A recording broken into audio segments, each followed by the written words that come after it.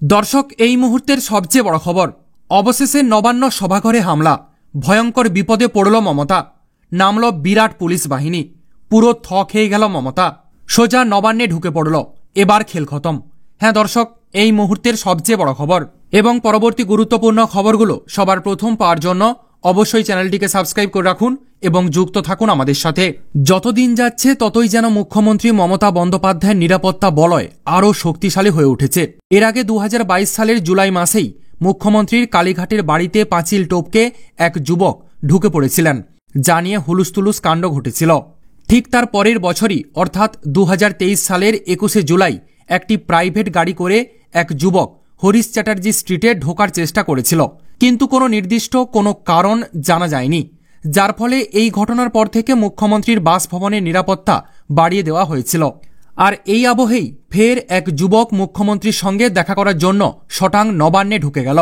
নবান্ন সভাঘরের সামনে আটক করা হয় বছর 35-এর এক যুবককে। ধৃত যুবকের নাম শেখ সামিরুল। তার উদ্দেশ্য ছিল নবান্নে মুখ্যমন্ত্রী মমতা বন্দ্যোপাধ্যায়ের সঙ্গে দেখা করা।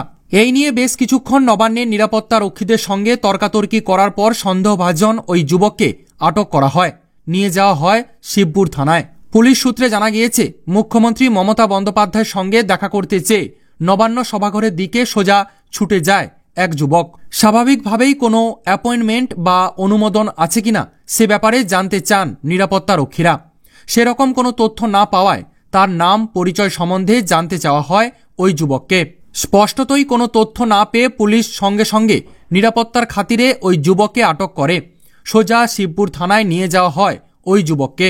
পুলিশি জেরায় ওই যুবক জানিয়েছে, তিনি হাওড়ার বাঁকড়া এলাকার বাসিন্দা, পেশায় তিনি কাপড়ের ব্যবসায়ী, কিন্তু লকডাউনের পর থেকে তার ব্যবসা লাভের মুখ দেখেনি, আর্থিক মন্দায় ভুগছেন দীর্ঘদিন ধরে।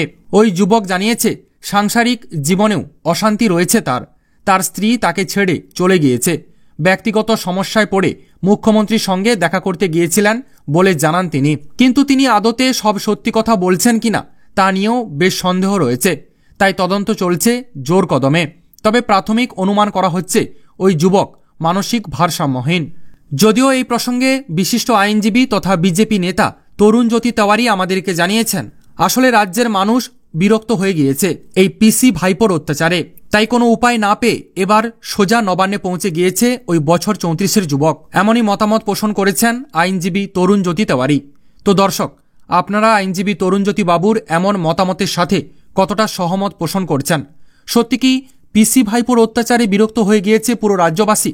এই ব্যাপারে আপনাদের কি মতামত রয়েছে অবশ্যই কমেন্ট সেকশনে, কমেন্ট বক্সে জানাবেন। আপাতত এতটাই।